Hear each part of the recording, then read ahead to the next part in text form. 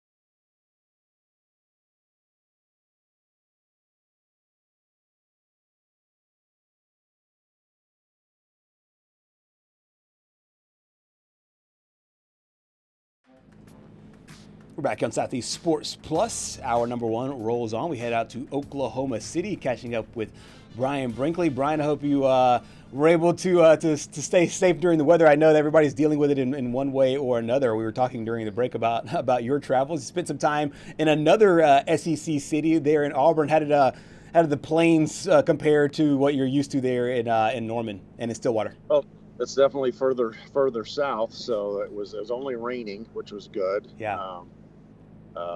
Because we got hammered by snow here in Oklahoma, as everybody knows. So it was actually pretty pleasant weather the day before. Then Sunday, most of the day it rained. Sunday, which all day really, but thankfully they play basketball indoors. So yeah. Absolutely. Let's dive into some basketball here. This Oklahoma team has been, it's a little weird because in the non-conference, they looked really strong at home. They've kind of stumbled a little bit here in the conference part of the schedule early on. And then it's just an absolutely crushing loss on Saturday there in overtime. What'd you make of that loss there to Missouri, and just the way that everything laid out and played out on the way to that game? To say OU is snake bit is probably an understatement. Yes, true. I told Holden, my coworker, I don't think I've ever seen that happen, to have a team have their opponent hit a buzzer beater in regulation to force overtime and then overtime also on a buzzer beater. Right. That's the killer. And I heard Porter's explanation of why they didn't foul at the end of regulation. I get it. I still think you got to try to foul as long as it's in the backcourt. And I think that came back to bite them. Now, the overtime buzzer beater, there's not much you can do about that other than try to keep the guy from dribbling up to the line to shoot it. But I mean, they did a lot of good things in that game, but they just could not finish it off, and they haven't been able to finish off these close games. And you've got to learn how to finish them off, or you can start to win them, and they just can't seem to do it. Absolutely. You teed that up perfectly. Let's hear from Coach Moser on the end-of-game situation. Yeah, I was disheartened for my guys, to how you respond in life when things aren't going your way. We're on a losing streak. I mean, their attitudes, their togetherness, their willingness to follow a game plan, the hearts that they gave. So my reaction is, I feel for my guys. What's been going on in college basketball right now, it's changed my philosophy whether you follow up three. With that new rule, if you have contact, the continuation. I've watched it over and over. So we decided not to foul. And we just kind of, we were putting our big on the inbounder, and we were supposed to go stay with Pierce, and we just kind of ran at the ball. And Pierce still had to hit it. With fouling, they were pounding us on the glass so much. So it gives you a chance, or if you foul there. But with watching what's going on with college basketball with that new rule, it's changed my philosophy. And it backfired on it. I mean, it backfired, but it went against us. But he still had to hit a running full court stop and hit a big three. But that was our thought process, is we weren't going to foul, and we were, to give him that three plus the rebounds, the way offense rebound off a free throw. So a lot of people say that games don't necessarily come down to a play at the end of the game, or in this instance, two at the end of the game. But it just seems like Oklahoma can't find a way to win a game right now, and a lot of people could say that they should have won that Missouri game. But what do you think is going wrong right now? Is it a perfect storm of events, or is it one main event that's kind of dragging the rest down? Oh, it's probably a lot of things. I think one of Oklahoma's problems is they don't have a go-to guy. They don't have a guy to go to and rely on. We need a basket. We're going to our go-to guy. Right. Nigel Pack has been really inconsistent, which is not what I expected out of him, being a six-year guy. And they just haven't they've had multiple guys step up at various times during the season, but nobody who's there all the time. And then I think Porter has not been happy with the way they play defense. So he's put a lot of guys on the bench for extended periods because they're not playing the defense that he wants to see out of them. Absolutely. It's a 6-game losing streak now. Is Porter Moser, is he in trouble at all, do you think? What's the temperature like over there, given the fact that, it is now a continuation? I know we're still kind of early in the schedule, played 7 games in the SEC, still have a nice runway left. But what's the temperature over there with the head coach? It's starting to heat up, I think, a little bit. I mean, this has become not just this season a trend where they're losing these close games. It's been happening for a while. Yeah. I don't know what the numbers are for Porter, but in close games, it's not good, especially in the SEC. And Sooner fans are kind of getting tired of it, I think. Now, we're also in a transitional period with the athletic director. He's going to officially introduce Roger Denny on Wednesday. So how that gets handled with the transition from Joe C to Denny, it's hard to say. I just can't see the rationale in firing during the season. I don't see what good that accomplishes. So in that sense, he's got, a month and a week or so to try to get things back on track. But the schedule doesn't get any easier, as we all know, in the SEC. So it's not going to be easy. We'll talk about Roger Denny here in a minute. Let's flip to the other side and the women's team that's been on a heater right now, up to number 10 in the polls. I know you were in Auburn this past weekend. Let's go one game before that, because I was watching that thriller on Thursday night with the South Carolina game, and I think there was like a minute left. I was like, man, they're actually going to win this game. How much of a confidence booster does that? How much of a confidence booster is that for this Oklahoma team to get a huge win like that on the road? I think it's huge because it was just their third win ever over a top team. And this isn't just some phony number 2 team. This is a team that's been to 5 straight Final Fours, and they're going for a third national title. And I think they're in the very small group of teams that could win it all again this year. So I think that's a significant win, and it's not just significant because they beat them, it's how they beat them. South Carolina had not been outscored in the paint the entire season. OU outscored them by 10. South Carolina is one of the best rebounding teams in the country. OU out-rebounded them by double digits. I mean, they beat them at their own game, and Oklahoma did it playing their way. I think it's a significant win. Now, I don't know if we're going to get into the Auburn game or not. I think they were a little bit zapped from the emotional win of Thursday night with how they played at Auburn and the weather and everything like that. But I think that's a significant win. Now, what do you do with this win going forward and try to multiply that? Because they still have they got at least 3 teams on the road they have to play that are ranked. And if Georgia stays in the top 25, that's going to be 4 ranked teams on the road left. Absolutely. Yeah, absolutely. You mentioned on the men's side, they don't have that go-to player, that go-to person when things get tight. The women certainly do. And Aaliyah Chavez, who was incredible. I think I saw the stat at the end of the game as I was watching in the overtime that she had like 17 of the 19 had a hand in the points, whether it's assisting it or shooting it. Just how strong is her game, and can she be that person that leads this team to a deep run in the NCAA tournament? She definitely has the talent to. She's been very streaky as a shooter. Has probably had more games where she shot poorly than when she shot well, but you saw what happens when she's shooting well. Yeah, get what you got tonight, and she just lights up the scoreboard. But she's as confident a freshman as I think I've ever seen, at least that's come through the Oklahoma program. And to do it at the point guard, I mean, it's effectively the quarterback version of basketball. And she's a true freshman playing with so much swagger and confidence. It's impressive to see. And then when you have someone like Reagan Beers in the post, you really have 2 go-to players. Sarah Williams and Peyton Berholtz aren't too bad either in the starting. So they've had everybody contribute, but when you have the combination of Beers and Chavez, that's a good feeling for Jenny Baranczyk. Absolutely. We talked a little earlier about the new AD that is coming in, and Roger Denny, and obviously he's taking over for a legend and somebody who's really instrumental in all of college sports. What do you think will be his overall, number one, his messaging about where he wants this athletic department to go and to be? Obviously, a lot of success. The football team makes the college football playoff. Softball's been great for a really long time. But where do you think that he will start as far as just where he wants this program to be over the next decade or so? I think this was a hire made for dealing with the future of college athletics, which is completely uncertain, I think. Needless to say, and I think that's why this hire was made. And you need someone who's got a legal background. That's a good starting point for him.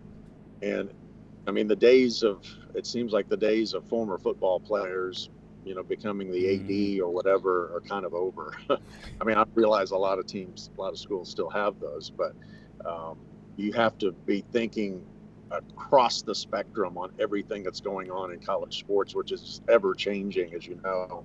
And I think that's why they made this hire. And we'll see what he has to say on Wednesday about that.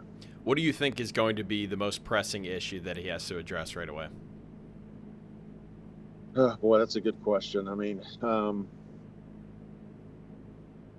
to me, figuring out the NIL and portal stuff, they've just got to get that figured out. Yeah. This is the Wild West, and now we've seen it in basketball this year where guys are coming who had played pro ball, and OU gets the Ilatantsev from Russia who comes in, between semesters and is only going to be here 1 year.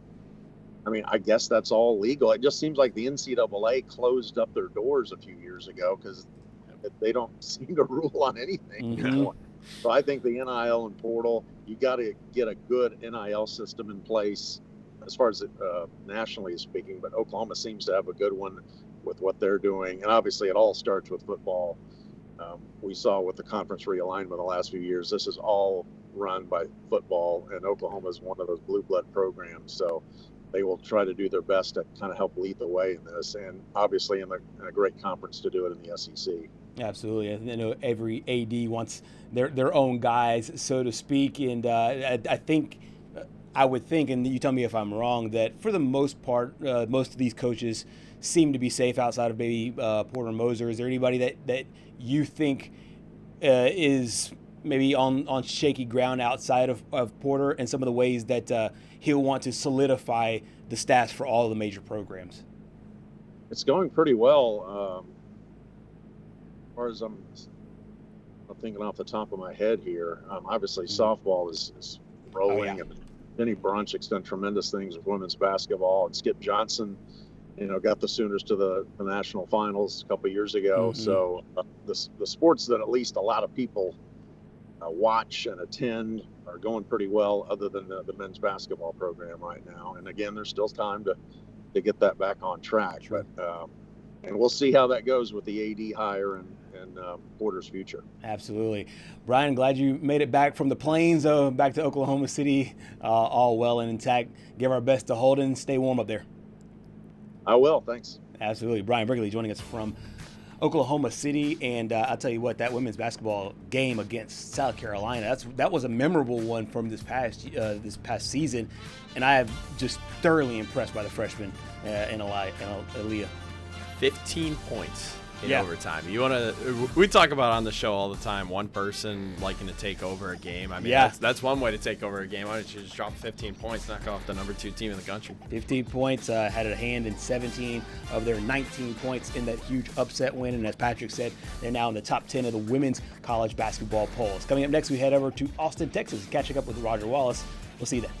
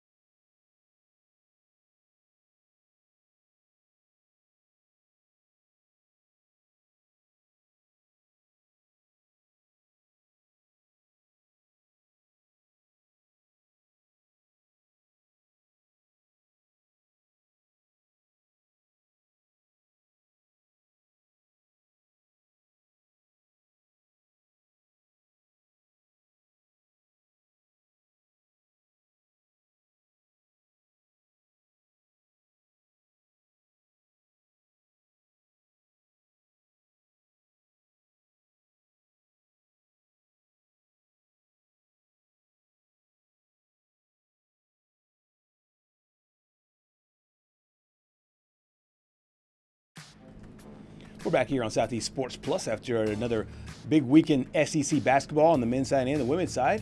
Happy to be joined by Roger Wallace, joining us from home because of all the weather there. Before we start talking sports, how are you holding up, you and your fellow Austin Texans?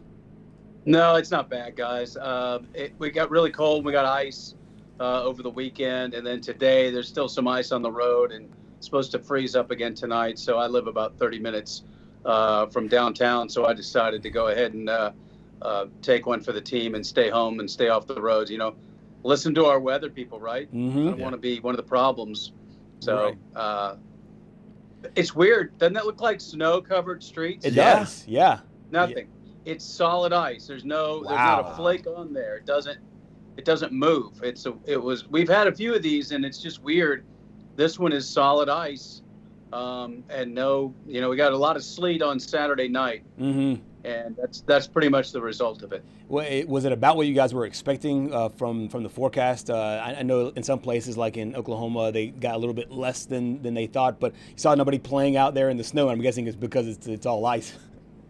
Yeah, that's right. You know, you get a little snow and you can have some fun. Here they tried, but you have to kind of shuffle around. I mean, this was it. I'll give our guys credit. They pretty much nailed it. Yeah.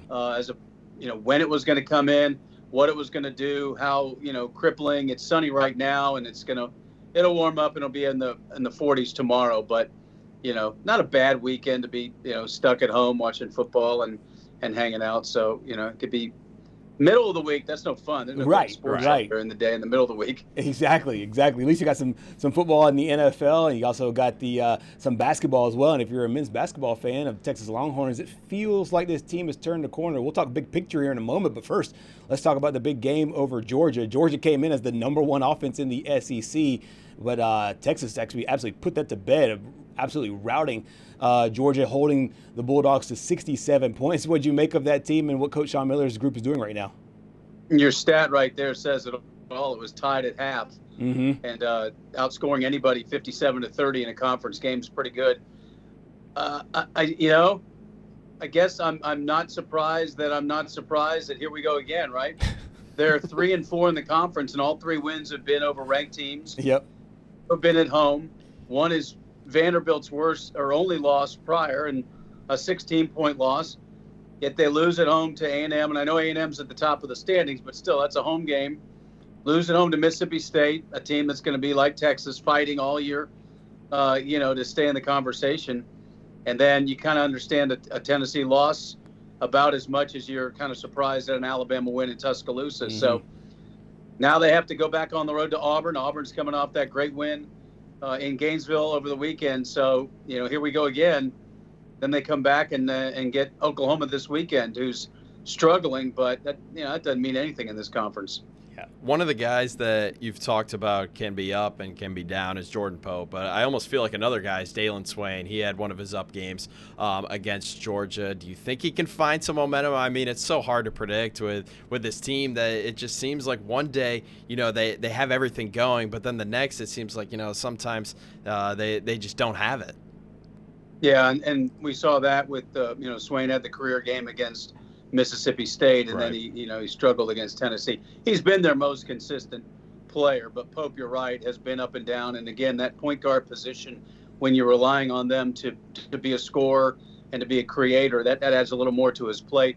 Tremont Mark is one that good Tremont Mark makes this team really good, and we saw it down the stretch, even though they lost their game midweek at Kentucky, but he was a guy that really played well down the stretch and kind of kept him in it, and he did the same in the second half. So it's just, can they get enough out of enough guys? Cam Heide hit a couple of threes. He was sick for Kentucky, and then they played him in the second half, and he didn't have anything in the tank, and so they had to put him back on the bench. But the margin for error, it's kind of the broken record with you guys, is so small with this team. That, Saturday was shocking, not because they beat Georgia here, but the way they kind of dismantled them in the second half. And when Sean Miller's teams get going offensively, they're really good, and we saw that in the second half. Yeah, you teed us my question perfectly about Sean Miller, and we talked last week about how a lot of their success was product of their coaching, and I think that this is a team that might have found their identity. Is this what Sean Miller was projecting that this team could be? And is this something that can continue, or is it, hey, got to take it a game at a time? Oh, all the above, G. I mean, I don't know if you guys heard his rant after the Kentucky game. Yeah. About, we can foul the out of teams. And that's also the Sean Miller team that he's having to deal with this year. And so it's kind of been a little bit of everything, the good and the bad and the ugly. And that game against Kentucky was, they cut it to 2 late. And then, Vokatitis leaves his feet on Denzel Aberdeen, he's given up about a foot to with less than 3 seconds on the shot clock. I mean, it just, it's one thing to foul. I think they only had 4 more fouls than Kentucky. It's when they foul and the situations. Mark had a foul 40 feet from the basket in a 1-possession game, also down the stretch. So those are the things that have frustrated this coaching staff so much, and this team. These guys, they're not trying to foul, but it just seems like it's a little bit of a epidemic with these guys. And it's funny because Vokatitis draws fouls as well as anybody in the country. His problem is, committing fouls. So I wish I could tell you that there's a corner turned or this is the identity. I'm afraid the identity of this team is they're just kind of up and down. Yeah. Can they stay up enough to stay on the right side? I saw today where they're one of the last 4 in for Lenardi. So again, that's every game with this team. They're in, they're out, they're in, they're out, right? Until they can string together a win streak. Meanwhile, on the other side, the women's side, their scheduling got a little thrown off this past week after the Arkansas game was postponed because of the aforementioned weather that we spoke about a moment ago. How do you think Coach Vic will be able to handle this time, knowing that he's kind of got to balance a lot, and has to balance the girls, their school, the weather, and the fact that they have a long layoff before their next matchup? Yeah, and I think the frustrating part was this was their no midweek game week. Right. So they were really well rested, and now they might be too well rested. Going over a week and a half between games, they'll go to Florida on Thursday and play their first game since a week ago Sunday, and then they have to turn around and play a hot Oklahoma team next Sunday here. And we've seen what the freshman Aaliyah Chavez has done with that Oklahoma team, and that'll mean a lot because it was down to Texas and Oklahoma in the recruiting. She's from Lubbock. But first, they got to go to Gainesville and make sure they don't trip up. Vic Schaefer's pretty good about, his history is they beat the teams they're supposed to beat. That'll be the case on Thursday. But again, it's been a while. We were ready to go on Friday. We're going to go. I was going to do that game on Sunday, and we were going to leave Friday instead of Saturday, trying to, make sure that you had a little margin for error with the travel. And then Friday afternoon, they pulled the plug, and so.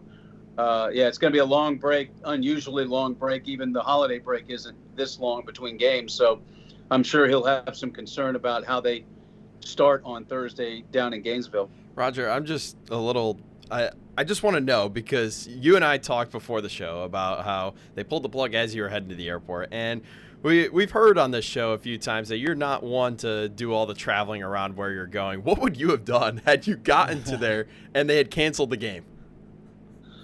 Man, that probably means we're having trouble getting out too. Yeah. So I've had some semi-nightmare road trips along over the years, but yeah, nowhere to go. We were going to stay at the Graduate, which is right by campus, so that would have been kind of cool. Even if you can't walk very far, you don't have to go very far to get onto campus, so maybe check things out there. But yeah, I'm glad they did that, and I think once teams get there, they'll find a way to play it, even if they have to go, COVID-style empty gym. I think it happened to Colorado this in November or December, where the wind and snow was so bad they didn't want people getting out, but everybody was already there, and they played, that old empty arena game. So I think if they had gotten there, they would have found a way to play it. The men played on Saturday evening instead of Saturday night, and I think LSU still got stuck in Fayetteville. But yeah, that would have been, if I was stuck on Sunday, at least I could just sit and watch football, the 2 games. But that would have been frustrating. It's a much better outcome to err on the side of, okay, let's not put them in the air. They had really bad up there with the snow and the cold. Very so true. It was okay. Absolutely.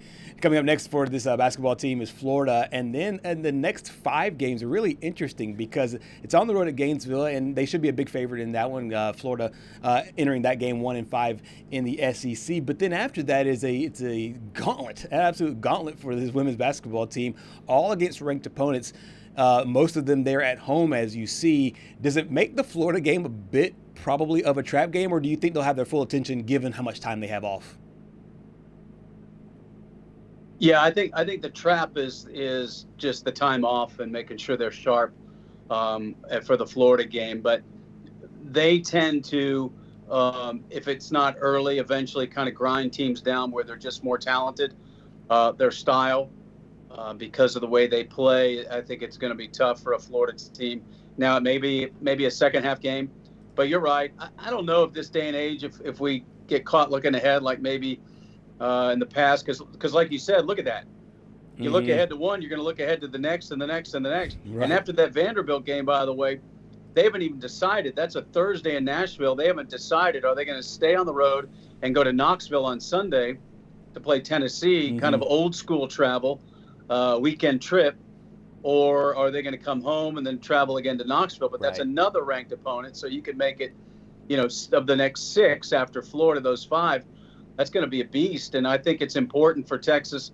You want to stay in the hunt for any kind of SEC title, but also you want to stay in the hunt for a 1 or a 2. I don't think there's a big difference there, but you don't want to lose a few and then all of a sudden you're looking at anything below a 2 seed with the way this season has gone. This team already, there's a kind of a built-in advantage for having a nice crowd. But yeah, I think Florida, we'll see how they start. I think that's going to be kind of a tell. Roger, when you talk about football, I'll just pivot to football here real quick. Some of these coaches like the long layoffs so that way they can get some of their guys healthy that have been dealing with injuries. Are there any injury problems with Texas that you would expect to be healed up by the time that this game tips off on Thursday?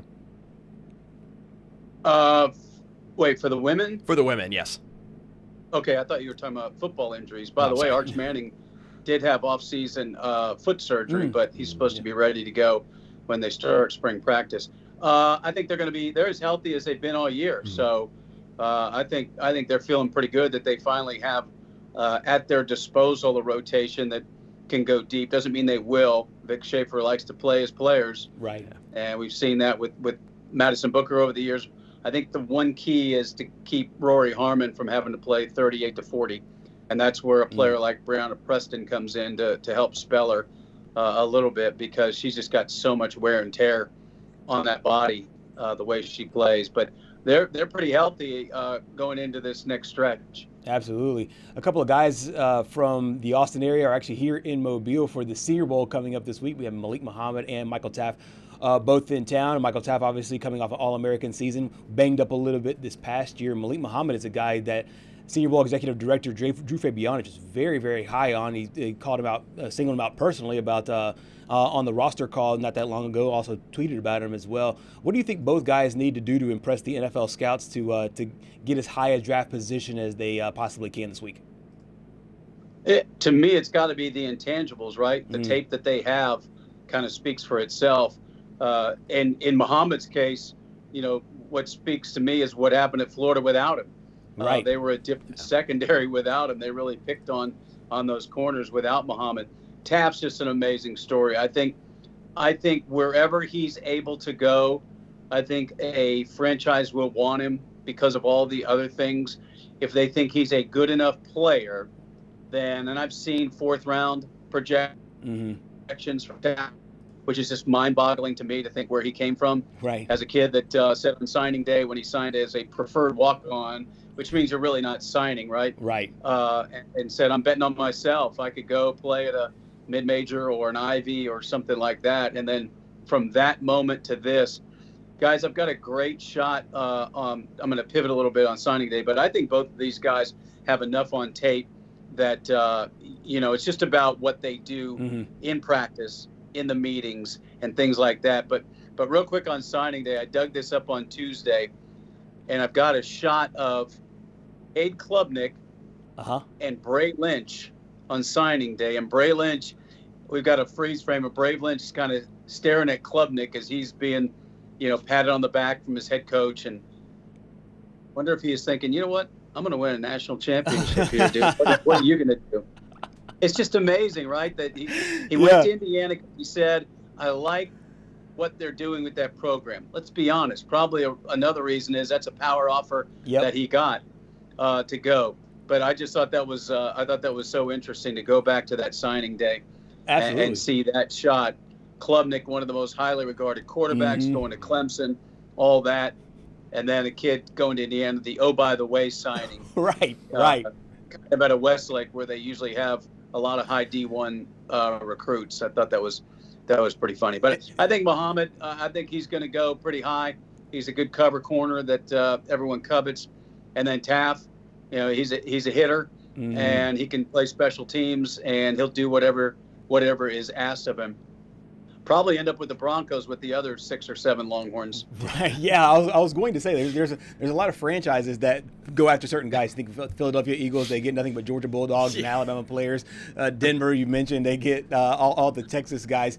Is there a place where you see possibly as a great fit there? Is there a place where you see either one of these guys fitting in really well with Taft's leadership? Yeah, I'd be lying if I said I've looked into where I think these guys might go. I was joking about Denver just because of all the Longhorns. Yeah. In fact, PJ Locke had a pick in that divisional game, the safety, and he was starting because Brandon Jones, another former Longhorn, was injured. Right. And then Sam Ehlinger was the backup quarterback yesterday with the injury to Bo Nix. You had Lil Jordan Humphrey in there as well. So I don't know enough about what teams need and where these guys are projected. Right. I do know that both of these guys are high character, and it's going to be about their football ability. I don't think it's going to be about the other stuff preventing them from, being picked as high as possible. Absolutely. Roger, thank you so much for your time and carving out some time with us here on Southeast Sports Plus. Stay warm, brother, and hopefully you get back to your normal life soon. You guys getting any of this? No, we just got a bunch of rain, and it's about 30 degrees, but no, we weren't forecasted 30? to get very much. Yeah, it was about 30 this morning. 30 feels a big deal, isn't it? Right. Right now it is 40 Wasn't degrees. It 70 yesterday? It's the high, and it was 70 yesterday. Yeah, we had 67, 70 yesterday, and then it got cold to last night, and then as of right now, Apple Watch tells me it's 40 degrees. We're at the high for today, so it'll get a little colder, but we kind of dodged the snow and ice. We'll get spring baseball.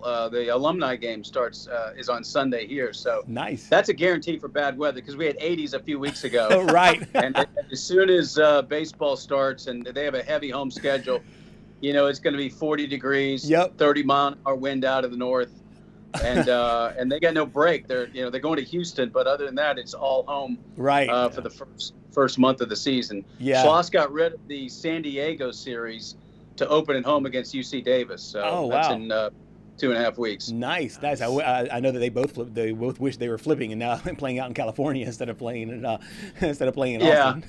Yeah, he came in. He said, "I don't see why Texas doesn't open at home." And so they played at the ballpark or the Globe Life last year, in Arlington, and this year they'll go to Houston, but they'll open up at home in a couple weeks. So that's guaranteed to be bad weather. Freezing cold. We know all about it here. Thanks again, Roger. All right, guys, talk to you. Absolutely. Roger Wallace joining us from Austin, Texas. And he's right. It feels like it could be 70, 80 degrees. But those early baseball games, I think Auburn one year played Presbyterian. I was out there. The week before, it was 65 degrees. That Auburn series starts, and it's like 42. West Virginia would always open up with just a midweek home game against Canisius out of Buffalo. Right. And I remember one year I showed up, winter coat, gloves, winter hat. I think it was like 28 degrees at first pitch. Yeah. Brutal. It's the wildest sport. I know football, you practice in the heat and then you play in the cold. Baseball is the complete opposite. You start the season off needing jackets and thermals, then you end the season off in 90-degree temperatures in Omaha.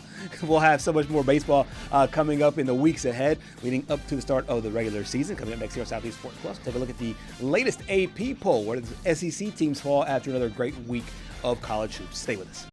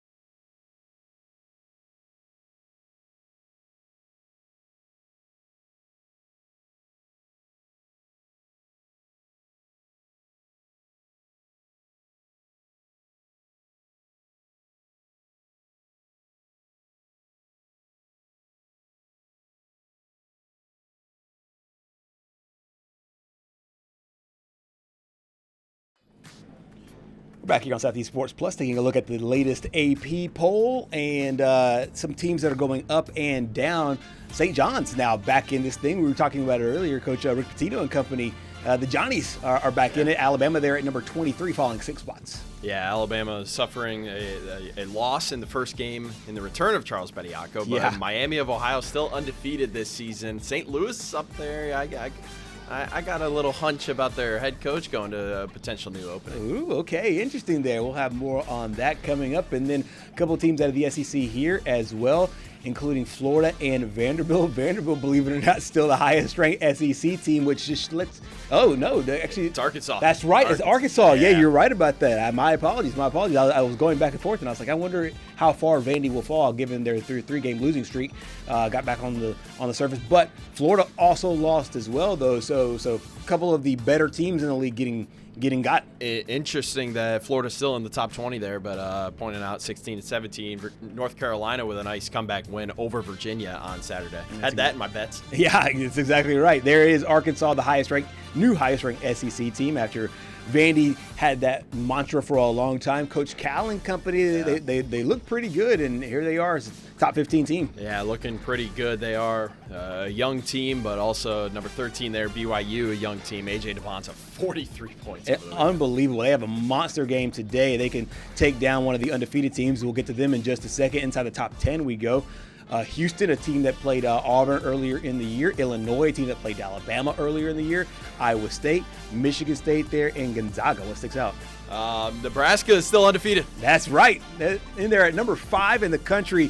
Arizona, a huge one tonight against BYU. We'll have that and so much more coming up tomorrow. Hour number 2, Southeast Sports Plus is next.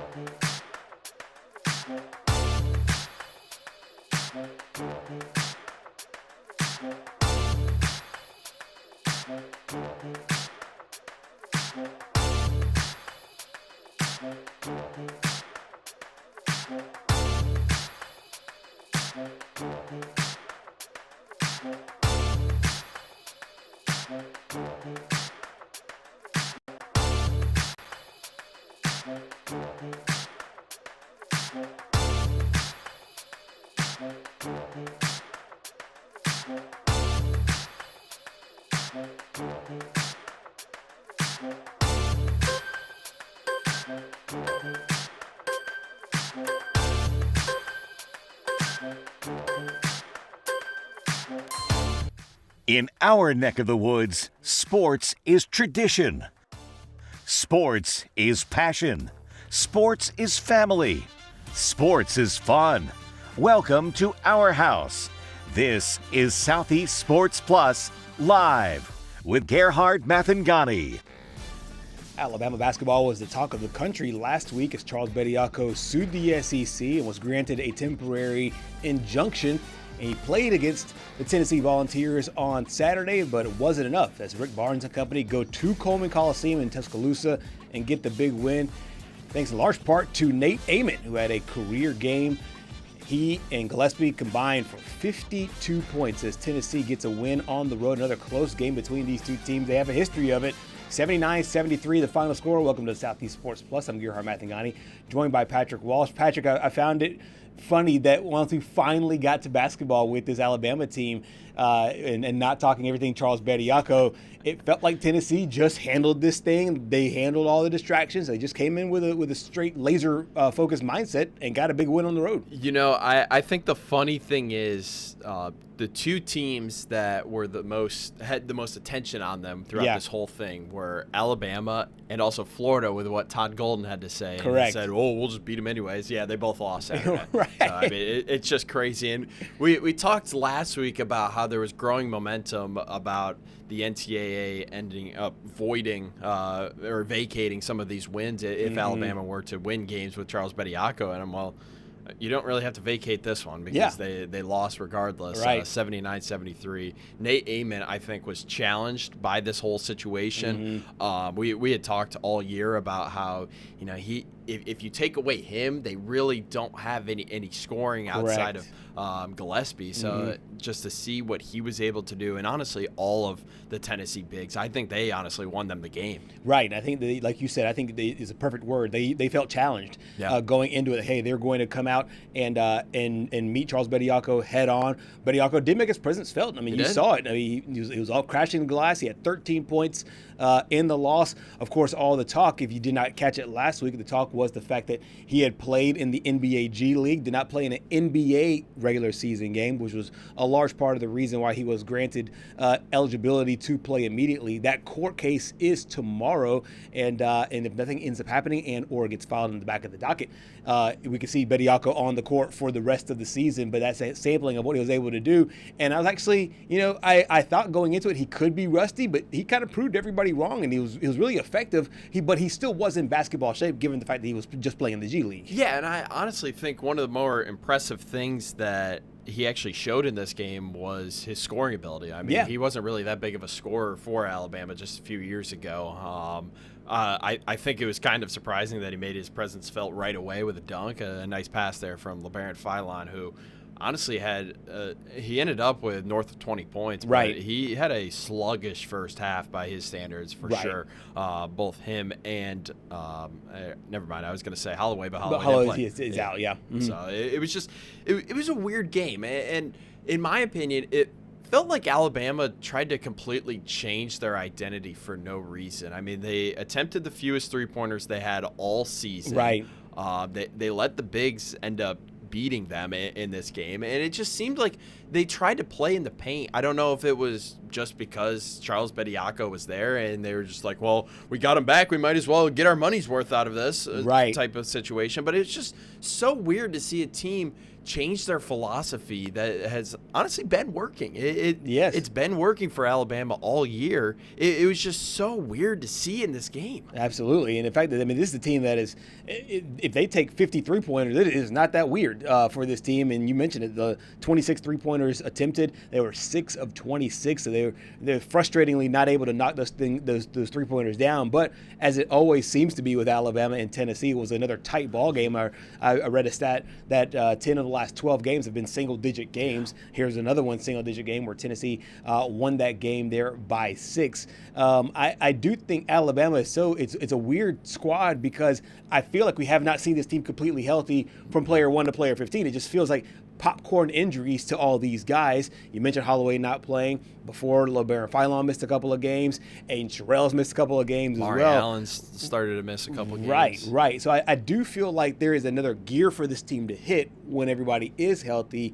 But you just hate to see the growing pains there because you don't know which is the real Alabama team. Yeah, and I mean, we talked with Roger Wallace in the last hour about how the Texas women's team is basically getting a week and a half off after the Arkansas game this past Sunday got postponed because of the weather. And I asked them about some injury concerns and how maybe they're starting to get healthy. I think Alabama would have liked a stretch like that right now where they could get healthy. And I mean, last week was their week that they didn't play a midweek game, and still Amari Allen and Aiden Holloway both missed the game. They definitely missed Holloway more than they missed Allen, in my opinion, in this game. Because I think when you get Charles Bediako to play in the game, he can make up for the absence of Amari Allen. But when LeBaron is basically your only true scorer on the court without Holloway, it makes it so tough. And I think does. Yeah. I think that might have been why they ended up changing their whole philosophy. But still, it was just so weird to see. Right, and this is a team that likes to get up and down. I mean, I think in Ken Palm, as far as adjusted tempo, they're like 3rd in the nation. They just seem to play a different offense. But to your point, LeBaron Philon had those 26 points, 7 of 20 from the floor. The only other player that had played all season that had double figures was Latrell Wrightsell, who had 14 points in the game, but Sherrell with 6, Bull Bolden had 8, Houston Millette with 2, London Jemison with 2, Jalil Bethea, which I know he's not a huge scorer, he had 2 points, and then Noah Williamson had 0. So you're right, it was a team that just struggled to find their offense, but it kind of goes back to the game that they had a couple weeks ago where they missed 31 3-pointers, only lost that game by 6. If you're doing glass half full, it's like, hey, they lost to Tennessee by 6 points there in the game, and they only had one primary scorer. Right. It feels like that game can be another one of those if you're an Alabama fan, like, hey, we're not playing well, but we're still in these games, especially the ones that are at home. Yeah, and I mean, they typically take around 30 to 40 3-pointers a Right. game, and that works if you stick with it, because you're going to miss a lot of threes. That's just the nature of this team. But when you miss a lot of threes and only take 20, and that's your strong suit, and then you try to be a team that you aren't, that's when you're going to have some problems. But the interesting thing that you brought up was not only this game, not only that game a few weeks ago against I believe it was the Vanderbilt game that you were bringing up. Right. This game was also close. Yes. So it just goes to show that this team can win games. It's just, I will say this. It's better to lose these games now rather than in a few months from now and maybe you end up on the other side of the equation. So you could use these games as learning experience for this team, but it's still it's a little bit interesting for this team, but at least they are keeping these games close. Absolutely. Alabama now 3-3 in SEC play. We mentioned Charles Bediako at the top of this segment because he was the talk of college basketball all last week. Head coach Nate Oates ended up going to Bediako, played him 25 minutes, and coach talked about his former star, now his current star, after the game on Saturday. Yeah, I thought it was good. I thought he meshed well with our guys early. I thought LeBaron found him on some lobs. You know, we got the dunk to start the, his first bucket. It was great. You got that little slip on the underneath out of bounds. For a guy that's only been here a few days to fit in with the team, he hadn't actually played with any of these guys, even though he'd been in our system before. I thought he was good. I mean, he almost led us in blue-collar points.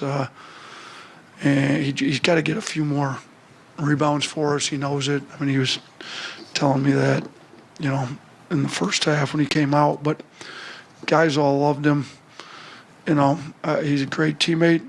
He's going to help us moving forward. We just got to get him to rebound the ball a little bit better, particularly on the defensive end. So this is the Alabama team now kind of searching for answers. Do you consider this an embarrassing loss for this team that had a lot of talk in them and, as you mentioned, did not play up to their standard? I feel like you have to say it was. Yeah. Because all the noise was on you because of this whole situation. Correct. And the fact that you filed the lawsuit in the Tuscaloosa court and you get the temporary restraining order, we'll hear more about the whole situation tomorrow. It's got to be an embarrassment that you lost with a guy that just played in the G League last week. Now, if this was a guard averaging like 25 points per game, like I know Bronny James is lighting up the G League right now. Right. Maybe that's a little bit of a different story. But I mean, at the same time, he's not really a big time scorer, as we've mentioned, and he on the glass but as Nate Oates just mentioned, he didn't really provide that much on the defensive side, but it just has to be an embarrassment. And those Tennessee fans teed off after the game, teed off so bad. And I won't even just say that it was the fans.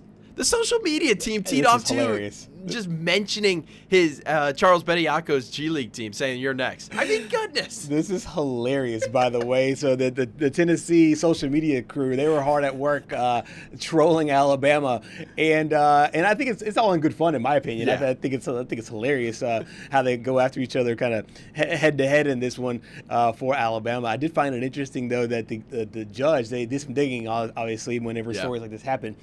Did some digging on the guy that was the judge in this case.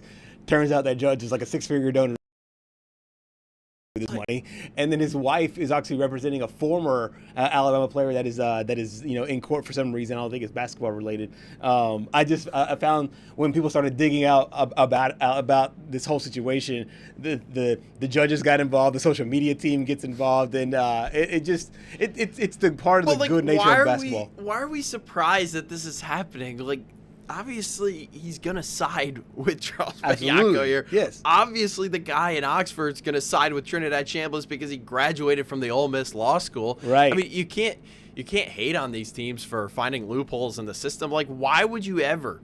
Who would ever file a lawsuit up in Indianapolis? Like, like no one would ever do that. That's why West Virginia, when they were trying to find loopholes in the system to get, I believe it was Raekwon Battle, some eligibility in the middle of the season. I'm pretty sure they filed it in West Virginia. Like there are loopholes in the system. I don't understand. It's like the whole tampering thing, which we'll talk more about the whole Dabo Sweeney thing tomorrow. With Pete Golden. We just don't have enough time to get into that because I could get into that. Right. That whole situation. I mean, that was just unreal. It's just like if you aren't, isn't there a saying where it's like if you aren't trying to cheat, you're not trying enough? It's an old NASCAR thing. If you ain't cheating, you ain't trying. Yeah, exactly. Like what are we doing? Yeah. Like just find your own loophole. See if someone else can come back. I mean, at this point, Tennessee also needs Jemai Meshack to come back. At this point, save the season. I know. So a lot of people poking fun at the Charles Bediako situation. However, for Tennessee, they end up getting the win, big win for Coach Rick Barnes and company. We talked with our friends over in Knoxville with the Sam Squares, Sam Rothman, Sam Granville, as well as KCK, and they said that this is a team that Rick Barnes kind of says it the way that it is, and he has talked about the inconsistencies with this team. I do feel like for this team, this is the kind of game that can spur a nice run for them. But you mentioned it.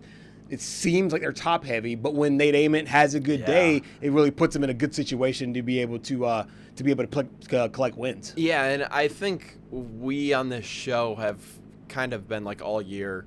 Is Nate Ament really a lottery pick like some people are projecting him to be? And I think this game, at least in my opinion, opened my eyes to he can be a lottery pick. I mean, he just scored 29 points on the road. True freshman, by the way, on the road against an Alabama team that, they dominate teams at home. Yeah. And he went 10 of 12 from the field, grabbed 7 rebounds. I think this can be the game. And it seems like Rick Barnes puts his guys, especially Ament, he's been kind of mixing him up in different positions. He played him at the 4 a couple times. He played him at the 3, I think, a few times in the Alabama game. But I think this is what he needs to see out of his guys, and especially Nate Ament. And when you have Ament and Gillespie, and again, I'm saying the word "if" a lot, but that's just how college is. It. Yeah. If Ament and Gillespie can do this moving forward, Tennessee is going to be one of those teams that you just cannot, think about the next game. You gotta put all of your effort in against this Tennessee team, because if they're on, they're basically unbeatable. Yeah, but they have to be able to string it together.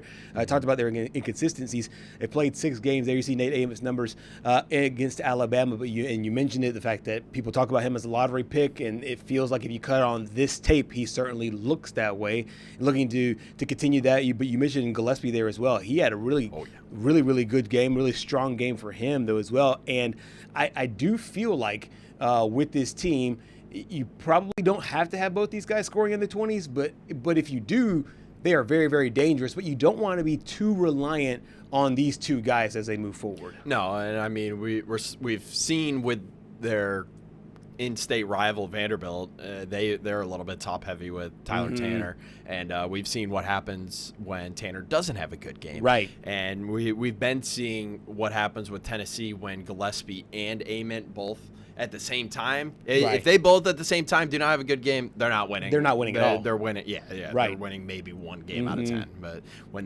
they're both on, they're winning 9 times out of 10. But Gillespie, we've seen him be able to do this at Maryland last year. You just wondered, hey, is it going to translate into the SEC? Right. We talked last week with Sam Granville about how Tennessee in the offseason, they tried so hard to go after that point guard that ended up going over to USC. They didn't get him, and so they were kind of left stranded on a secondary scorer. But if Ament can be that secondary scorer, Gillespie, it opens up a lot for Gillespie, as we saw. Absolutely. Final thing before we get to this Rick Barnes sound after the game. This is a team that's now 3-3 in the SEC. started off with a loss against Arkansas, then beat Texas, then lost to Florida, then beat Texas A&M, then lost to Kentucky, then beat Alabama. They haven't had a 2-game winning streak or a 2-game losing streak since SEC play started. Is this the kind of game where you see Rick Barnes and company being off to get off to a nice run? You know, I don't want to compare this to the Texas team, but the run kind of sounds the same. I mean, you've got talent there. Texas has talent too. Like Jordan Pope's a great basketball player over there, and then Dalen Swain, he's had some career games this year. So I want to say yes, because if history has taught us anything, it's that Rick Barnes can get his teams playing when get his teams hot when they need to be. Right. And I think starting now is when you need to. Starting now, I think you said this last week, where this weekend could really separate some of those teams from the middle of the pack. And I think now is when these teams need to start going on these runs in order to, have some eyes on them come March, come April even. Absolutely. They handed Texas A&M their only loss in the SEC, so the ceiling seems to be high for this group. And Coach Rick Barnes, after the game, talked about mental toughness. I think the biggest thing is young guys don't realize how hard it is to win. And if you go into a game in this league, you have to go in expecting it to be a dogfight right to the very end. And if you're not ready to play, there's teams, any team in this league can embarrass you. And there's got to be a mindset that you're going to have to work the game and stay on top of it. And we've had some games this year, and again, I don't ever want to when somebody beats us, they beat us, and every coach goes back and looks at it and says, well, if we'd have done this or that, no kidding, but we didn't do it. And sometimes the opponents have something to do with that. Sometimes they're self-inflicted wounds. But I hope that, the best part was we had a really hard week this past week, and I really felt that we came out tonight and what we worked on showed up here tonight. And hopefully it's something we can build on, but it's not going to be easy. It's never going to be easy, and I hope they understand that. Coming up next is a really interesting game against a Georgia team in Athens, a Georgia team that is leading the SEC in scoring, but they are angry coming off that loss this past weekend. Yeah, and it just was so – I mean, you want to talk about a crazy weekend. I don't think anybody saw this game against Texas coming. Right. I mean, they had the lead at halftime, but I wanted to chime in and say to Roger, what I've been preaching all year, literally all year. That place just makes no sense in the Moody Center. Like, it's so weird because, it's like a doom center. I don't even know what to call it. Because, I mean, how do you just get outscored 57-30 in the second half? Yeah. To 30. Yeah, it was wild. just crazy. That is wild.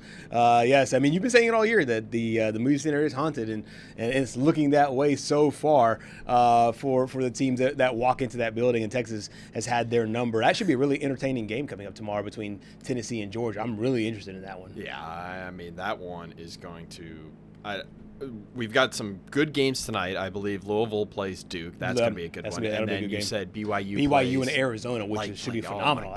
So we've got such a good week of basketball ahead of us. There are so many great matchups. But going back to the whole Moody Center thing, didn't UConn fans get what was it, the Etsy psychic?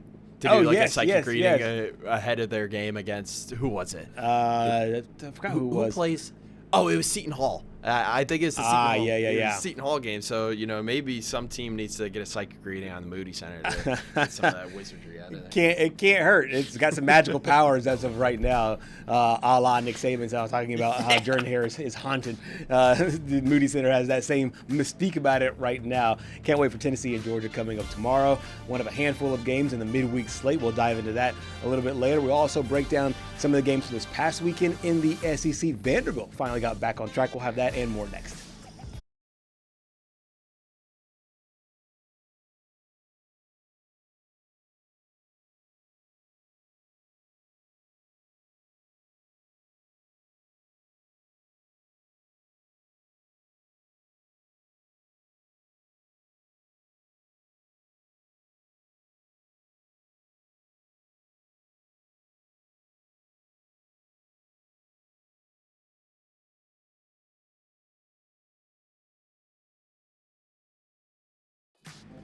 We're back here on Southeast Sports Plus. A great weekend in college basketball. We'll run through the scores in the SEC.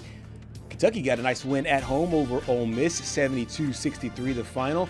Texas absolutely blowing out Georgia. We talked about this one with Roger Wallace earlier. Georgia, the highest scoring offense in the SEC, held to 67 points in that loss. Missouri over Oklahoma. We broke that one down with Brian Brinkley, and just a devastating way to lose for Oklahoma. 2 buzzer beaters in that one to force overtime and one to get the win from Mark Mitchell there in Missouri. Meanwhile, Texas A&M buckyball continues to look very impressive. 92 points in a 92-69 win this past weekend. The Florida Gators, they fall to the Auburn Tigers. First matchup between Stephen Pearl and Todd Golden, who were both former staffers for former Auburn head coach Bruce Pearl. Auburn's first win in Gainesville in the last 30-something years. Goodness. Vanderbilt got back on track with a nice win over Mississippi State, 88-56. Tennessee with a win over Alabama in Tuscaloosa. And Arkansas, they are the highest-ranked team in the SEC after a nice win over LSU. I do find a few of these games really interesting, the ones that we'll break down here. But a Vanderbilt team that came in, they were undefeated for a large part of the season, undefeated in the non-conference part of the season, started off undefeated in the league, then went on a 3-game skid. But Coach Mark Byington and company, they were angry. And we said this when we were making our predictions last week. They were an angry group, and they certainly took care of business against State. Yeah, and I think this was probably one of those games where it honestly would make or break your season, because if you suffered a 4th straight loss after starting the season, tying a program best, 16-0, I believe it was at the time. If you lost your 4th straight game after that, then you start to fall down this cliff where it's like, how can we get back to the point that we were as the number 1 SEC team in the conference? Right. And it's just like, you start to go down the rabbit hole of like, oh, what if, and then you get a performance out of your star there, Tyler Tanner, 24 points, 5 assists with only 1 turnover. I think that was one of the biggest things that they needed. They just needed him to have a bounce back game, because in that 3rd loss, he did not have a good game. But I mean, you want to talk about a blowout.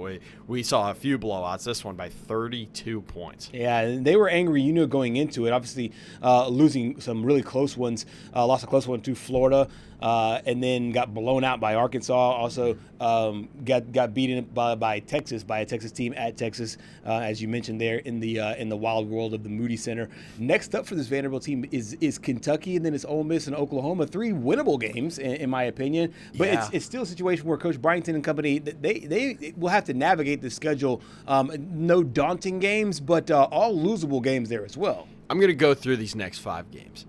Kentucky, that's a win.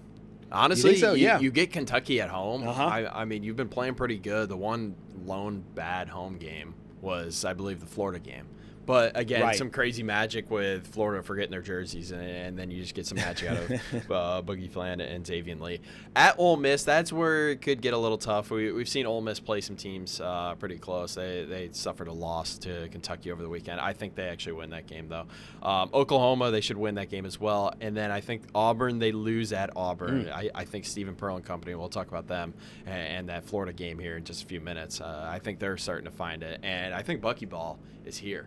Yeah. As I mentioned before, I think these teams, when they play Bucky McMillan and Texas A&M for the first time, they think they know what buckyball is. Correct, yeah. Until they actually go up against it. So I think it's going to take 2, 3, maybe even 4 times around for these teams to start to sort of figure it out. But he's got something up his sleeve for when these teams start to figure it out. Absolutely. We spoke a moment ago about Tennessee and how they're kind of top heavy as far as their scoring goes. You have Nate Ament and Gillespie. A really good game there for Vanderbilt's Duke Miles as well. He came up with 17 points. Do you think he could be a good, reliable number 2 to Tanner? That way all the defense does not just focus on one guy? Yeah, I think so, because Corey Curtis has been very outspoken about how, it's Tyler Tanner, but who else is it? And he also believes that Duke Miles can be that number 2 scorer. Yeah. I also believe Tyler Nickel their forward can be that number 2 scorer as well. But another underrated aspect of Duke Miles' game, and you see it there on the lower third, 7 steals. Yeah. I mean, this is a Vanderbilt team that wants to force you to turn the ball over. And our good friend there, Kane Womack, always calls them takeaways. Yeah. They are a team that can force those takeaways. And 7, whenever you get one guy that can have 7 steals in a game, I mean, how do you lose with that? I know, right? yeah. Like, you just don't. And you're going to go up against a Kentucky team who I believe I'm trying to picture in my head who Mark Byington's going to put Duke Miles up against. There. Right. And I just maybe, goodness, what's his name? Jalon Lowe.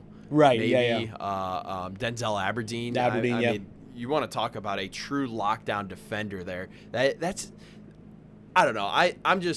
I like good defense. Yeah. I don't know about you. Yeah. When I played basketball, I wasn't really that good at offense. I think we rolled the clip of me hitting the top of the backboard. It's true. Back in high school, we don't need to roll it again. It's out there somewhere. I was the glue guy, and I was the good defender. Yeah. You know, the guys that aren't really good at basketball are good at defending. It's the floor slapper. Yeah. I love it. Defense. The old Coach K. Let's flip to the Auburn-Florida game. I was thoroughly entertained by this one. Yes. Auburn came out, took a 16-5 lead to start. Florida came back, got a late lead there in the second half, but then Auburn puts it away, picking up their first win. And as you see there on that graphic, since 1996, you got to go back 30 years last time Auburn won in Gainesville, Final Four rematch game.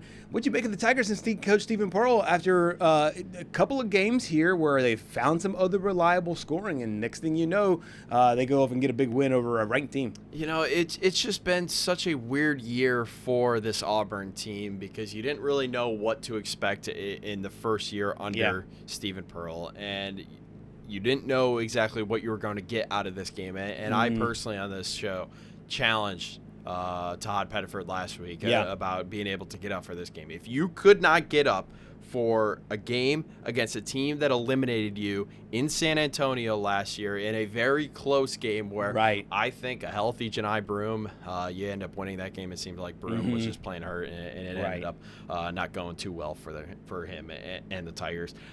The way they were able to get off to the start that they got off to in this game was just absurd. Oh, yeah. And I mean, one guy, absolutely red hot. And it's just like, this is what this Auburn team is capable of. Yes. Now, can they use this moving forward? And one of those leaders that we talked about was Keyshawn Hall, scoring 22 of his 24 points in the first half. Yeah, Keyshawn Hall is one of the 2 Keyshawns that have been really good for this team. Keyshawn Murphy also playing well, but 22 of 24 points there in the first half. And that's the kind of style from an identity standpoint that Stephen Pearl wants. He wants quick offense that you get out there, you play with confidence. The way to play with confidence is to have that early lead. Now, of course, you're going to have to come back and there's going to be adversity, but I think being able to take an early lead with these teams, especially a team like Florida, lets you play a little bit more with confidence as they move forward. I was really impressed by them going there into that matchup. The head coaching matchup was an interesting one. 2 guys, 2 friends, Stephen Pearl and Todd Golden. And Todd Golden obviously got the national championship last year, but the first bragging rights between these 2 buddies and 2 former co-workers goes to Stephen Pearl. I mean, he FaceTimed me yesterday morning, just to congratulate us on our Ole Miss game. And, we have a buddy who's actually on the PGA Tour right now, Lee Hodges, and his caddy is Andrew Medley, who's one of our best friends. So we texted this morning about, they're around this morning, and I'm going to go over and see him and his wife tomorrow for briefly just to say hello and see their kids, because they've done that when they've come to Auburn. It's unique. It's special. He was ops and I was the assistant strength coach here at Auburn, 11 years ago, which is just, kind of crazy how time has flown and our career paths have, come to, to where they are now. I just have so much respect for TG and everything that he's doing down there. They're one of the top, they're top 5 team in my opinion. They've lost 5 games by a collective 17 points all away from home. So they're one of the elite in college basketball. He's one of the best coaches in college basketball. we were talking earlier about what this could do for the Auburn Tigers. Meanwhile, for Florida, this is a team that was riding a nice winning streak going into it. I see as more of a blip on the radar, more so than anything big. How about you? I know that their stars really didn't step up in the way that they're typically used to. You know, Boogie Fland and Xavier Lee, I got a message for the odd chance that you're actually listening to this show. Maybe you're watching it. I doubt you're actually watching it right now. So maybe you're watching it on YouTube later. Finds its way to it finds your way through the system you go down the rabbit hole. It's 1 a.m. when you should be asleep, and Todd Golden's gonna yell at you for being on your phone. You gotta change your jersey numbers. Go back? You just gotta go back to that game against Vanderbilt, because that was one of the best games that both of you had played. That's true. So I'm a big guy for superstition. I mean, just go back to 99 and 33. Everyone wants to talk about being different. Why don't you be different and wear the number 99? We see it in baseball with Aaron Judge. I mean, like, you gotta find something, because right now if you're Boogie Fland, you got paid a lot of money to leave Arkansas to go to Florida, and right now it seems like that's working out in Arkansas's favor. I know Boogie had a few good games where he showed what he's capable of, but it's just been inconsistent, and that's been the one thing that we've been talking about with this Florida team.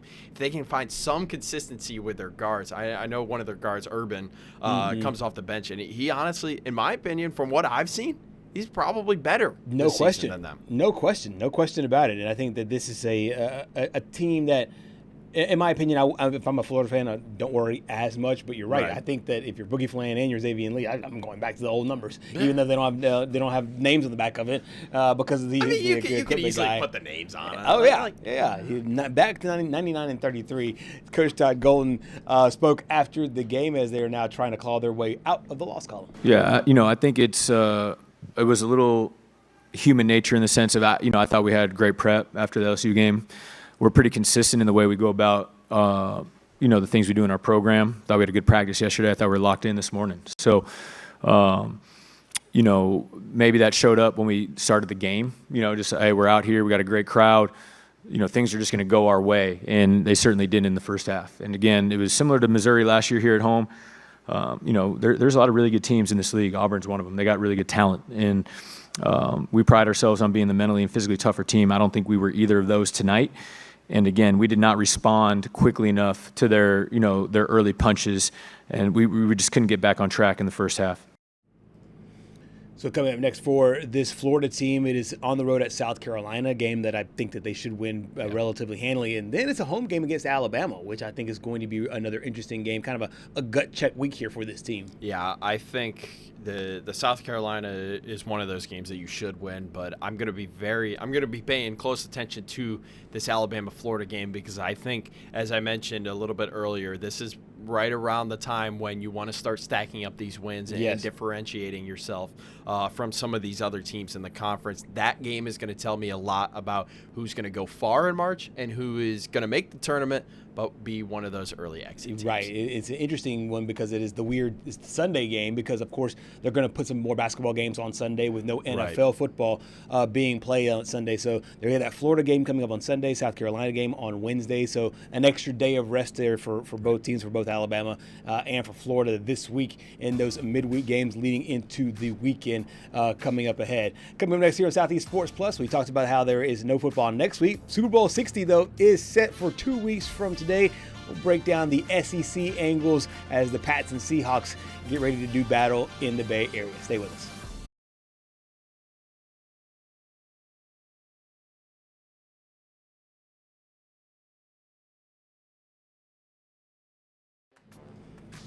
Super Bowl 60 is now set. The AFC champion, New England Patriots, will face the NFC champion and the Seattle Seahawks coming up on Super Bowl Sunday in a couple of weeks there in San Francisco. Welcome back to Southeast Sports Plus. I'm Gerhard Mathangani, joined by Patrick Walsh. And Patrick, we were talking last week about these games. I got the NFC game wrong.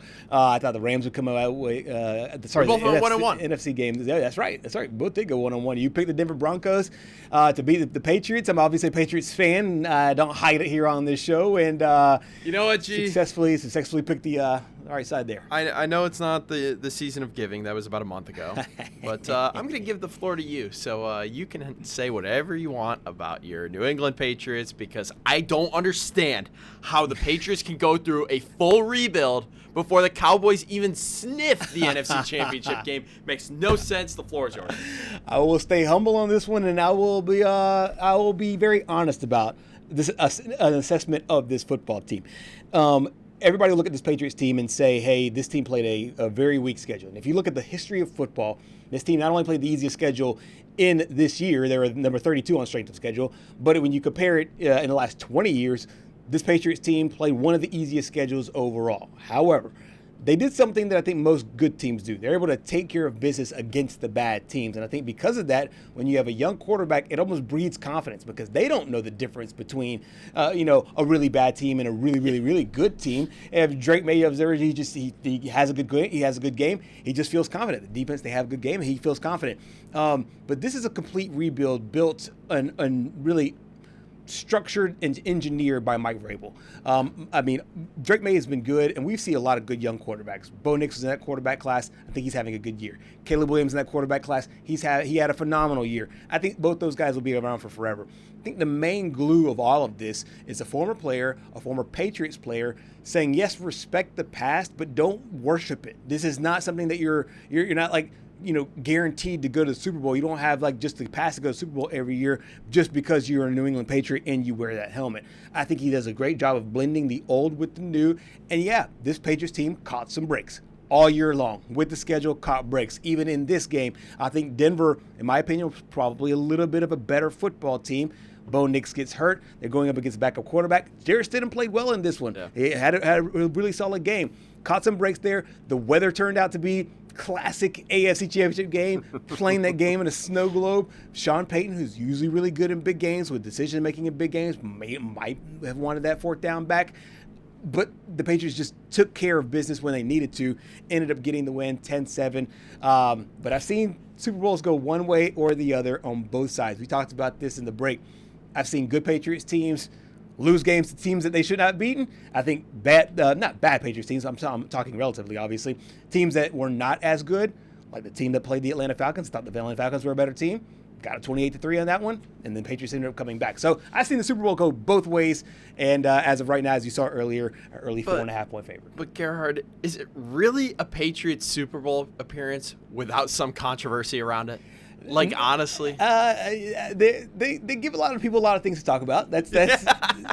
I mean, we just had the Tuck rule reincarnated with the Jarrett Stidham fumble that ended up leading to the Drake May touchdown. I mean, goodness, there's always some controversy around the Patriots, whether it's Deflategate, 10, 15 years ago, Spygate's just something to talk about. It's just unreal. And you did talk about that defense. I didn't think Jarrett Stidham played that bad. I didn't either. Yeah. In my opinion, from my perspective, I think the run game honestly let them down, and it has let them down all year. But this defense played so well against them. 3 sacks, an interception, that forced fumble and fumble recovery that led to the Drake May touchdown that honestly ended up changing the game on a dime right there. And then 22 pressures as well. Yeah, they really got to Jarrett Stidham a lot, and this is an offensive line for Denver that was one of the better offensive lines in the entire league, and they were able just to mix it up with their rushes and keep Jarrett Stidham guessing. And as you mentioned, I didn't think Stidham played a bad game. In fact, he got Christian Gonzalez on one of those on the touchdown,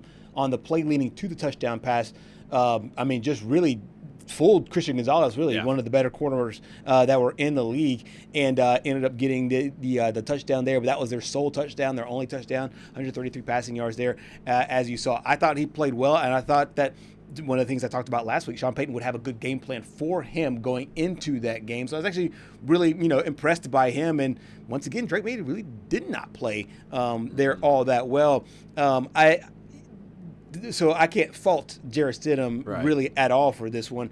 But we talked a little bit about that fourth down and that play and going for the field goal there to go for the tie. And we did hear from the Saints, a former Saints head coach, now the coach for the Denver Broncos, Sean Payton, talk about that decision. I think the feeling was, man, let's be aggressive.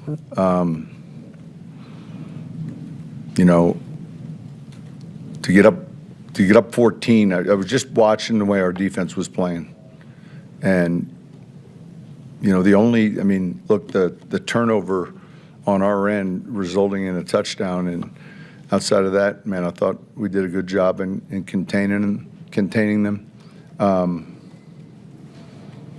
There'll be a number of things when we watch the tape I'll look at and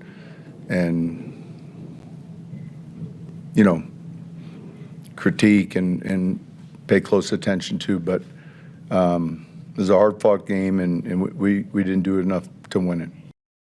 You talked about the gritty game. This was a really gritty football team. Both teams really were. They kind of grinded out through the atmosphere, through the climate, because it turned into a snow globe on a dime. It felt like within less than an hour, it went from pretty mild to pretty crazy. Drake May, though, is a guy, in my opinion, that is kind of rewriting the book, I think, a little bit on what we're seeing from successful quarterbacks, because he doesn't necessarily have to throw for 300 yards. No. He threw for 86.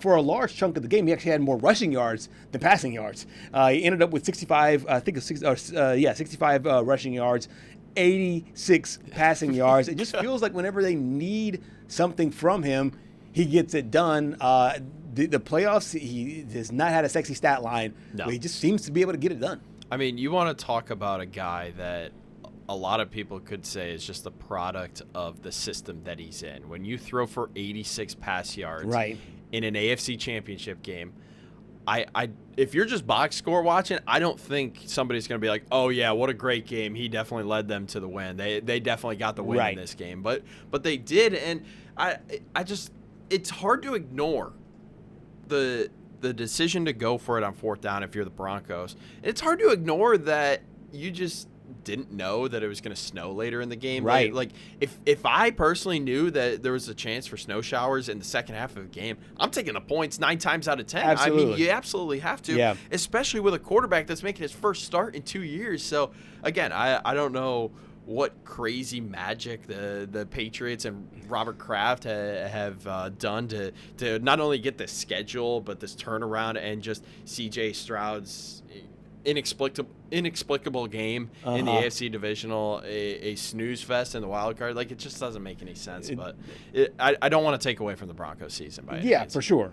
And they're going to be good for a very long time. That division is going to be good in there with the Chiefs and Chargers. And then, of course, the Raiders have the number 1 overall pick, so we'll see Fernando Mendoza in that division there as well. Coach Mike Vrabel kind of engineered this entire, I would say, turnaround. The Patriots won like 4 games the last 3 or 4 years, and he talked about this team, what makes them different now that they're headed to the Super Bowl. It just, it's a group effort. It just wasn't me. And again, I stand up in front of you guys, and I am thankful of the people that are around us in that building in our program, and you have to come together, and you have to do what's best for the team, and from a personnel standpoint, from a coaching standpoint, and from the players. And you get everybody to believe in something and buy in. And again, that doesn't come without adversity. You have to have adversity. But I do this for the players. I've been in their position. I've been there. And it's amazing. And I want other people to feel that feeling. And it's for our families who make a lot of sacrifices, and the excitement and the joy that they have.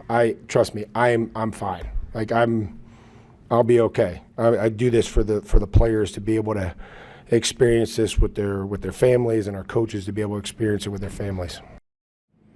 So it's a very familiar Super Bowl. It's a rematch of Super Bowl we saw earlier, not the ones that Mike Vrabel played in. However, in Super Bowl 49, I believe, it was Seahawks and Patriots. Hard to forget this picture. Gave us one of the most epic moments in sports. I know if you're a Seahawks fan, you probably don't want to see this, but it was based on another decision to throw the football. I mean, so coaches obviously have a lot of tough decisions to make here.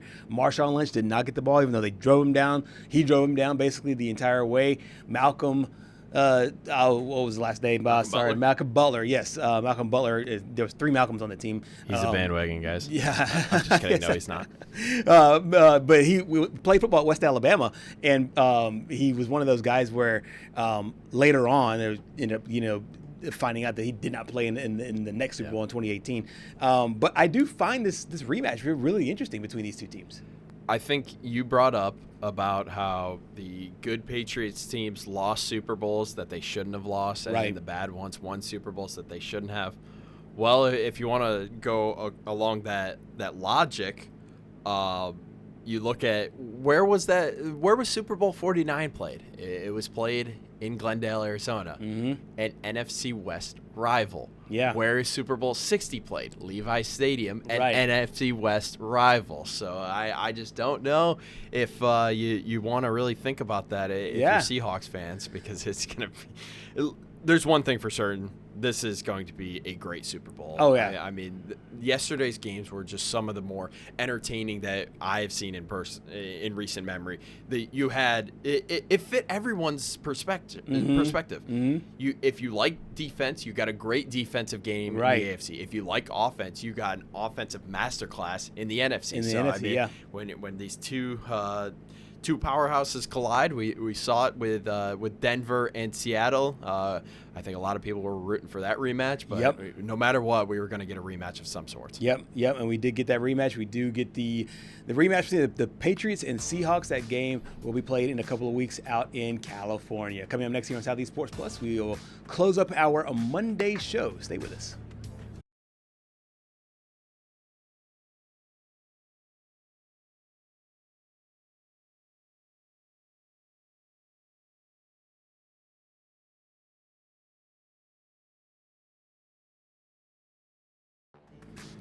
Closing up our Monday show here on Southeast Sports Plus. We talk a lot of sports here, but we want to take a bit of a serious note and think of our friends that are in and around Next Star Nation and outside of the footprint, so to speak, that dealt with a monster snowstorm. We knew it on the front end coming into this week. We were able to check in with our friends from both Austin and Oklahoma City in Brian Brinkley and Roger Wallace earlier today, but not everybody ended up so lucky as those two. One of our SEC homes over in Oxford, Mississippi. Patrick, they really got the brunt of it, and we're definitely thinking about them today. Yeah, and I mean, some of these pictures are just crazy, and I'm going to stop this right here. Look at all of this ice. That's ice, like that.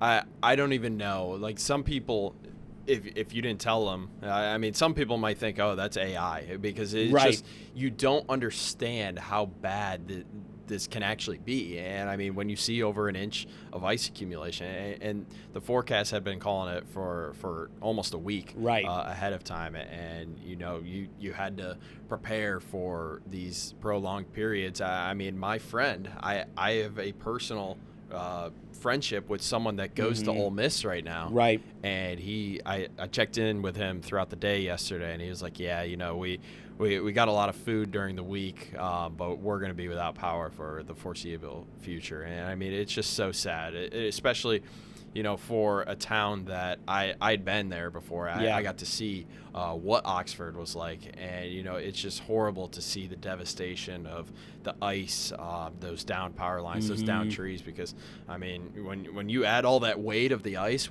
like an inch of ice that's like this big, to those trees, all it takes is like 20-mile-an-hour winds, and you could knock down some serious trees. It's just, it's awful. Yeah, there's a lot of our friends that are dealing with no power. I've just a quick search on social media from friends that I know. They say, if you have friends that are in Oxford and in other places, I think northeastern Louisiana also, or northwestern Louisiana also got hit pretty hard as well. Check in on your friends, because a lot of them, as you said, will not have power for a while now, and that's obviously devastating for them, because I mean, it's something that we rely on so much. But with these frigid cold temperatures, thinking about them and the elderly especially, it's just really a tough time. But there are some people who are enjoying it a little bit there as well, and then some of the students in the area and in different campuses taking some time to enjoy the snow. Yeah, I mean, I think I saw some videos of Clemson, some people sledding down the hill. Right. So I mean, I'm glad some people are able to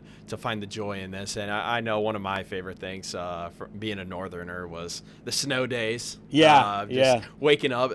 Let me tell you what. There was no better feeling than waking up and seeing on the ticker at the bottom of the screen that your school was closed. Right. Like that. If we're, that might be a new top 5 best feelings of all time. Best sensations? Best sensations. Just seeing your school say closed at the bottom, so that way you could either go back to sleep or, you know, hop on the game with your friends or something. That was just one of the all-time experiences in my opinion. But yeah, just to see like some of these students and people have fun with us, it was cool. And now it wasn't all roses for you. No, it was you were on the road, and thankfully you're here, but you were out back up north. Let's talk about this travel, because it seems like it was insane. Yeah, so I had known that this was going to be coming, obviously, for a few weeks, and I did have to end up going up home this past weekend, and I was sitting there thinking, I was like, man, you know, how am I going to get back? And I checked the radar. My mom's a meteorologist. If you're watching, hello, hope you're doing well on this fine Monday. She is a professor. She doesn't have to teach today, because nice. Talk about the schools being canceled there. But figured that if we got out on the first flight from Rochester, that we'd be fine. So yesterday I left at 4:15 Eastern for the airport. My flight didn't end up leaving for Atlanta until 6:20. Get into Atlanta around 8:40. I mean, we flew over the storm. It was bumpy as can be. I mean, It felt like you were riding a roller coaster over there. I didn't leave for Pensacola until 6 p.m. So I spent almost 10 hours sitting in Atlanta. Thank goodness that it was a Sunday, and you know, you had PGA, the American Express final round. Scotty Scheffler, GOAT, by the way, undisputed at this point. By the time it's all said and done, he's going to be up there with Tiger. Then you had the AFC Championship, and by the time that my plane took off, I think it was when the AFC Championship concluded. Wow. And I didn't get back until 6:15 Central Time into Pensacola. Again, another flight that was bumpy as can be. Felt like you were riding a roller coaster. Got home at like 7 o'clock, went out to dinner, got back at 8 o'clock, lights out. I didn't even see the NFC Championship game finish because I'd been up since 3:20 Eastern Time, which is 2:20 Central. Went to bed at 8 o'clock. I mean, yesterday was definitely one of those days that you don't really forget. And I think a lot of people were talking about how this is going to be one of those storms that, you know, in like 10, 15 years from now, people are going to be like, oh, you know, where were you when Winter Storm Fern hit there in 2026? Right. It was a crazy one, to say the least. We're glad you're back, though. Yes. Slept for 12 hours? Is that right? Yes. 12 hours. Right around 12 hours. Oh, my goodness. That's what my trusty Whoop said. Yeah, that is one heck of a day. And I'm sure that there are some people, you had some pictures that you showed us from Hartsville Jackson. That airport seemed like a ghost town out there. Oh, my goodness. Unbelievable. I had never seen it's the busiest airport in the world. Yeah. And at 8 o'clock yesterday in the morning, ghost town. Yeah. Like, it just felt like one of those images where you're like, am I in an alternate reality? It could not seem fathomable that there would be no one in this airport. Like, it just made no sense. Absolutely. Well, glad you're back here. The next couple days, the show will look a little different. Yes. We'll be out at the Senior Bowl, Hancock Whitney Stadium, as the NFL is now all in town for the Senior Bowl. We'll have that and so much more coming your way tomorrow through Thursday. That's it for us. We'll see you tomorrow.